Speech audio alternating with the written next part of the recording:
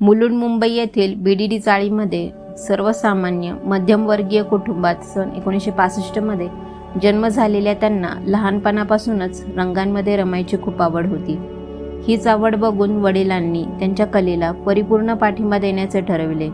हेच ते 10x10च्या खोलीतून आणि 7 लोकांच्या फॅमिलीमधून आपल्या कलेच्या जोरावर यशाची शिखरे गाठणारा कलावंत म्हणजे नितीन चंद्रकांत देसाई यांच्याबद्दल आज आपण बिंदू प्रस्तुत गोष्ट एका कलाकाराची मध्ये जाणून घेऊयात. एखादा अभिनेता किंवा कलाकार सिनेमातल्या पात्राला जिवंत करतो असे आपण म्हणतो. तसंच काहीसं सिनेमातल्या रंगमंचाला किंवा सेटला जिवंत करण्याचं काम नितीन चंद्रकांत देसाई यांनी केलं. नितीन देसाईंचं आयुष्यसुद्धा सिनेमातल्या कथेला शोभेल असंच काहीसं आहे. सर्वसामान्यांप्रमाणे 9 ते 6 नोकरी करायची नाही हे त्यांनी खूप आधीच ठरवलं होते. त्याप्रमाणे त्यांनी रहीच्या कॉलेजमधून फोटोग्राफीचे शिक्षण पूर्ण केले आणि जे स्कूल ऑफ आर्टमधून कमर्शियल आर्टचे शिक्षण घेतले. आता ह्यापुढे काय असा प्रश्न असतानाच वडिलांनी 2.5 लाखाचे कर्ज घेऊन त्यांना कलर लॅब काढण्यासाठी प्रोत्साहन दिले. त्या कलर लॅबमधील काम सुरळीत चालू असतानाच सुप्रसिद्ध कला दिग्दर्शक नितीश रॉय यांनी त्यांना काम करण्याची संधी दिली. त्यांचं ते फोकसली व मनापासून काम करताना पाहून त्यांनी त्यांना 9 मे 1987 रोजी तमस या मालिकेसाठी ॲज अ असिस्टंट म्हणून काम करण्याची ऑफर दिली. त्यावेळेस त्यांनी सलग 13 दिवस आणि 13 रात्र सेटवर काम केले. अशा एका कामामुळे अनेक कामे त्यांना मिळत गेली. भारत एक खोजसाठी त्यांनी श्याम बेनेगल यांच्या दिग्दर्शनाखाली काम केले. त्यावेळेस त्यांनी तब्बल 144 सेट उभे केले होते. पण पहिला स्वतंत्र ब्रेक मिळाला तो 1994 मध्ये आलेला 1942 अ लव्ह स्टोरी ऑफ फिल्ममधून. त्यांनी उभ्या केलेल्या 87 लाखाच्या सेटचे तेव्हा खूप कौतुक झाले. हाच तो त्यांच्या आयुष्याचा टर्निंग पॉईंट ठरला असे म्हणायला काही हरकत नाही. हळूहळू त्यांच्याकडे कामाचा ओघ वाढत गेला. अशातच मोठमोठे प्रोड्युसर त्यांच्याकडे काम घेऊन आले. त्यांचा असा विश्वास झाला होता की नितीनकडे काम दिले म्हणजे ते चांगलंच होणार आणि त्यांनी ते करूनही दाखवले. देवदासचे अतिभव्य सेट असो की लगानमधील भुजमधले ब्रिटिशकालीन गाव किंवा जोधा अकबरमधील डोळे दिपवणारी महालांची श्रीमंती, त्यांनी हे सर्व काही सत्यात उतरविले होते. त्यांच्या 20 वर्षाच्या कारकिर्दीत त्यांनी संजय लीला भंसाली, विधू विनोद चोपडा, आशुतोष गोवारीकर असो की राजकुमार हिराणी यांसारख्या मोठ्या डिरेक्टरसोबत त्यांनी काम केले. त्यांचे ते लाडके आर्ट डिरेक्टरसुद्धा झाले. नव्या क्रिएटिव्हिटीला जन्म देण्यासाठी जुन्या क्रिएटिव्हिटीला जावे लागते ह्या मताचे ते होते.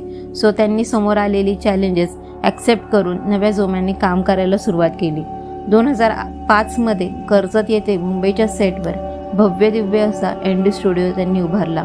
स्टुडिओ उभा करण्याच्या मागे त्यांचा हेतू असा होता की ऑलिव्हर स्टोन हे अलेक्झांडर द ग्रेट हा 750 करोडचा मूवी बनवण्यासाठी भारतात आले होते. त्यांना काही भाग भारतात शूट करायचा होता. त्यासाठी त्यांनी देसाईंना अपॉइंटसुद्धा केलं होतं. त्यांनी देसाईसोबत चित्रनगरीचे लोकेशनसुद्धा पाहिले पण ते नाखुश झाले.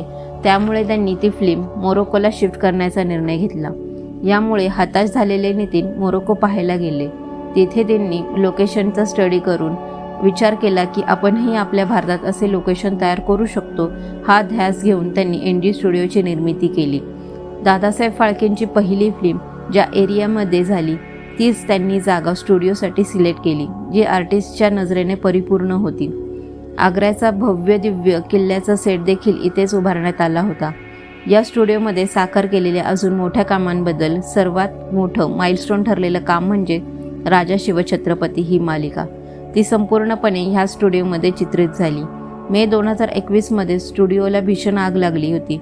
पण या दुःखावर मात करून देखील देसाई यांनी स्टुडिओ पुन्हा उभारला. या स्टुडिओची तुलना रामोजी फिल्म सिटीशी करता येते. 1987 पासून त्यांची चित्रपट कारकीर्द सुरूच होती. सुप्रसिद्ध कला दिग्दर्शक, निर्माता, दिग्दर्शक आणि अभिनेता हे सर्व रोल त्यांनी उत्तमरित्या हाताळले. सर्वोत्कृष्ट कला दिग्दर्शनासाठी त्यांना राष्ट्रीय पुरस्कारही मिळाले आहेत. त्यामध्ये डॉक्टर बाबासाहेब आंबेडकर, हम दिल दे चुके सनम, लगान आणि देवदास आहेत. शिवाय 1942 अ लव्ह स्टोरी, खामोशी, देवदाससाठी फिल्मफेअरचे सर्वोत्तम कला दिग्दर्शनाचे अवॉर्ड मिळाले आहेत. त्यांचे काम फक्त भारतात नाही तर इंडियाबाहेर सुद्धा तेवढेच लोकप्रिय होते. ते एकमेव आशियाई आर्ट डिरेक्टर होते ज्यांना हॉलिवूडची प्रोडक्शन डिझाईन मेंबरशिप मिळाली होती. त्यांना फॉरेनमधून सुद्धा ऑफर्स येत होत्या, पण त्यांनी त्या रिजेक्ट करून फक्त भारतासाठी प्रोडक्शन आणि डिझाईनचं काम करणे पसंत केले. असे हे नितीन चंद्रकांत देसाई, जे आपल्या वडिलांनी केलेले विधान कधीही विसरले नाहीत. ते नेहमी म्हणायचे, don't work for money, money wills come to you. पण एकच, तू लोकांसाठी काम कर आणि कलेसाठी काम कर. सगळं सुरळीत चालू असतानाच जानेवारी 2020 पासून देसाईंच्या कंपनीला परतफेडीची अडचण भेसावू लागली. कोरोनामुळे ठप्प झालेल्या उद्योगामुळे कर्जफेडीचा त्यांना ताण येऊ लागला. परंतु त्यांनी आपल्याच उत्तुंग कारकिर्दीची दुर्दैव अखेर केली. देसाईंनी निरोप घेण्यापूर्वी 2 महत्त्वाची विधाने केली. लालबागच्या राजाला माझा शेवटचा सलाम आणि पाऊले चालती पंढरीची वाट